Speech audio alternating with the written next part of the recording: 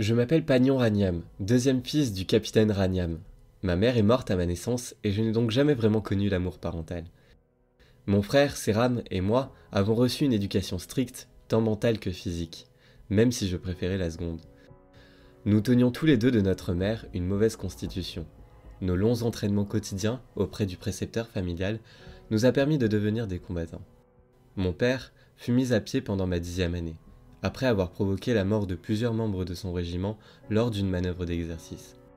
Il a alors commencé à boire et à devenir violent envers nous. Thiou, notre précepteur, n'a plus pu assurer notre éducation pendant cette période, mais passait encore de temps en temps prendre des nouvelles.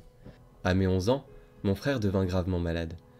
Pendant les 6 mois qui suivirent, cela ne fit qu'empirer, jusqu'au jour où mon père, plus ivre que d'habitude, jeta une bouteille à la tête de mon frère agonisant, le traitement de sa maladie rendant l'achat de l'alcool familial encore plus difficile.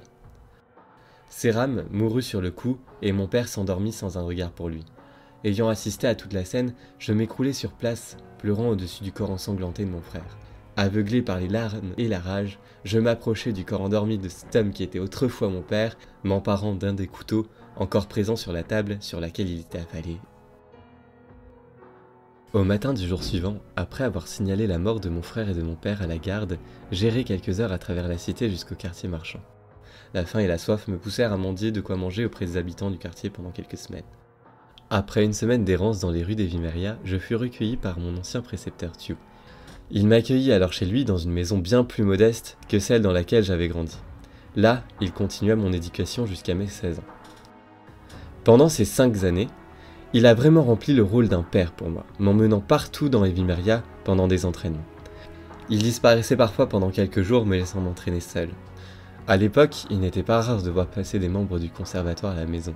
Ils entraient dans son bureau pour discuter et en ressortaient rapidement et mécontents. C'est pendant les dernières années que je passais avec lui qu'il partagea certains de ses secrets avec moi, notamment qu'il était porteur d'artefacts, ce qui expliquait l'attention que lui portait le conservatoire. De plus, je découvris un peu plus tard qu'il était moitié elfe et que son apparence n'indiquait en aucun cas son vrai âge. Mais alors que j'atteignais mes 16 ans, en l'an 99 d'Evimeria, entrant dans le bureau de Thiou, je le découvrais égorgé sur le sol. Déplorant la mort de la dernière personne qui comptait à mes yeux, j'entendais pourtant encore sa voix qui m'appelait de plus en plus fortement. Je me dirigeais vers la source du son dans sa bibliothèque, plus particulièrement dans sa pièce secrète, s'ouvrant en tirant un des livres de l'étagère. À l'intérieur, je trouvais son arc, la source de sa voix, et alors que je m'en emparais, un puissant choc traversait mon corps et mon esprit. J'entendais alors clairement la voix de Thiou dans ma tête, qui m'expliqua ce qui lui était arrivé.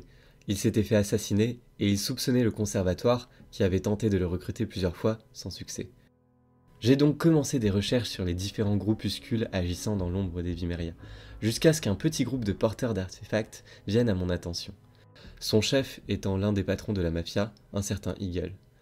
Voulant savoir s'il était à l'origine de l'assassinat de mon précepteur, je décidai d'infiltrer le groupe pour confirmer ou infirmer mes soupçons.